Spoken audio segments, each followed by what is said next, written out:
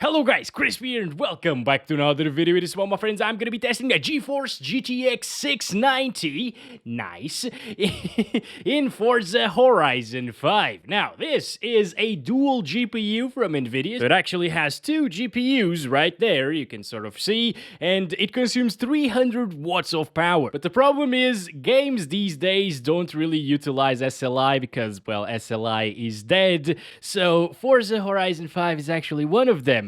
And this will end up performing basically like a GTX 680 because one of the GPUs will just be idling there. But anyways, it's still like a 690 test slash 680 test. So there we go. Let's get into it, shall we? And here we go. GPU is now installed. Nvidia GeForce GTX 690 showing up there in MSI Afterburner with the latest Nvidia drivers available to it. This is a Kepler GPU, so it doesn't support the latest drivers anymore. In Tech Power-Ups GPU Z, you can check out all of the GPU specs. Again, it shows up here twice because it's a dual GPU, as you can see. And yes, all of the specs are here. It has 2 GB of GDDR5 on each graphics card. Well, it's only one graphics card on each GPU. And unfortunately, because of how SLI works, you can't really utilize the physically available 4 GB of VRAM. You're stuck with 2, basically, even in games that can utilize both GPUs. Oh, interesting. This GPU is actually 10 years old today. Look at that. That's awesome. What the hell? All right. And finally, over on the left in GeForce Experience, you can see both GPUs showing up there once again. The driver version, the Ryzen 9 5900X, and the 32 GB of RAM that we're pairing with it. So let's get into the game now. Let's start this off at 1080p resolution and then move down to other lower resolutions if it doesn't run well. And we're playing on the medium settings preset. I believe these settings are really good looking and they provide a good balance between visuals and performance, at least on older GPUs, you know. Oh no, this is actually pretty low. I was thinking it was gonna go better than this. Okay, this was a $1,000 GPU back in the days, guys, in 2012. Alright, now it's getting 30, so that's not too bad, but I think we're actually, yes, we are running out of VRAM because of those 2 GB of VRAM. Yeah, that's very low. It's very unfortunate that the $1,000 GPU back in the days only came with 2 GB of usable VRAM, at least for gaming, of course. Even like some GTX 680s and some like 660 Ti's even came with 3 GB or 4 GB of memory, but not this one. Well, physically it does have 4 gigs, but yeah, it's very, very unfortunate. And it's kind of the demise of the GTX 690, actually. Although, it is actually running very well so far. Also, surprisingly, the game is not stuttering whatsoever. Although, we are out of VRAM and we got that warning sign a couple of times already, I think. It is smooth and it is playable. I guess everything that could be broken in this car is already gone. Like the spoiler and the mirrors. Okay, well, who needs mirrors and spoilers anyways? They're just good for thumbnails, right? Yeah. Oh boy, it's dropping so much now. You can like instantly tell when it drops from 30 frames per second to like 29 or 28. It feels way worse, honestly. Oh my god, it's getting cinematic here, guys. Look at this. Oh, 22 tunnels are super intensive as well. It's not really that bad, honestly. But going out of the tunnel in the other direction is actually what wrecks the FPS the most. Yeah, this is not good. This is not good whatsoever. I thought it was gonna be better, guys. All right, here we go. Whoa, 19. Okay. Let's see if at 900p it does a better job. Honestly, it could be worse, right? It's a 10-year-old GPU. It doesn't even support the latest drivers. The game says that it is not supported. So the fact that it is playable is okay, right? But it's so bad. It's so bad. Even at 900p, I think medium settings is just a little bit too much, guys. Let's go in this direction again, just to see it drop. 20, we gained 1 FPS. Oh, man. Oh, that's terrible. Okay, at least it's getting 30 now. I mean, if you do have a GTX 680, I believe you should be able to have a little bit better of an experience here in Forza Horizon 5, honestly, because you can overclock it higher, and it actually clocks higher out of the box as well, because it has a much better cooling solution, even if it's a blower style cooler. Yeah, this one, well, 2 GPUs in a single PCB is madness.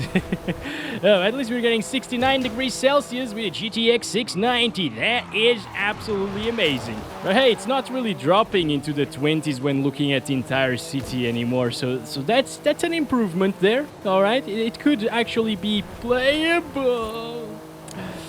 If it didn't drop into cinematic FPS, it would have been playable, guys. But yeah, it does drop. It's kind of bad. I still don't recommend 900p at medium settings. What about 720p? Can it do it? There we go. 1280 by 720 using the medium settings again. And yes, MSAA is set to 2 times, but it's not really that intensive in this game. So you can actually set it to that and it will look great. And it'll only hit like 1 or 2 frames per second anyways. This game is meant to be played with MSAA. That's why it is on the presets from medium and up. Okay, anyways, let's go here. Not too bad. 40. Looking back at the entire city from here. 30s. Very close into the 20, but okay. Okay, it didn't drop from 30. Not too bad. It will definitely drop here, though. Yep, 23. We're getting 3 FPS compared to 900p in worst case scenario, basically. Okay, there we go. Yeah, it's starting to become a little bit playable. You know, if you really want the medium settings, which again, I believe that they do provide really good visuals still, well, 720p is unfortunately the way to go with a GTX 690 or 680. I'm gonna set it back to 1080p, and I'm gonna resize that a little bit later, of course, and set this down to low, and that disables MSA and sets pretty much everything to low here. So let's restart it. I mean, the medium settings looked so much better here in this game.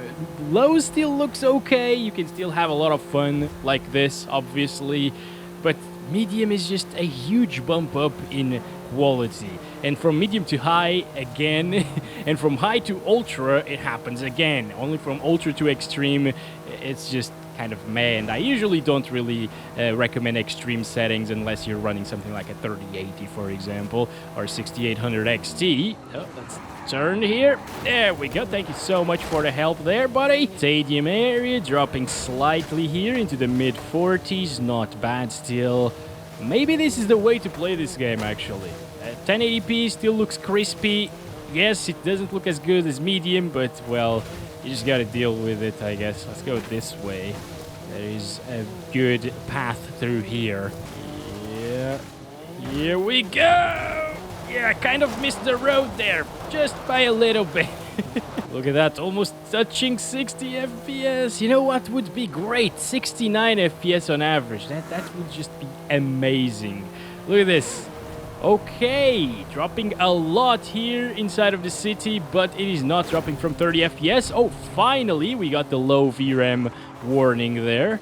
Yeah, that's because it's probably rendering every single thing here in the city, every single house, and the cars, all of the cars here. Yeah, it's taxing, of course, but it didn't really stutter anyways. I wish there was a way to disable those warnings, because they can get a little bit annoying sometimes.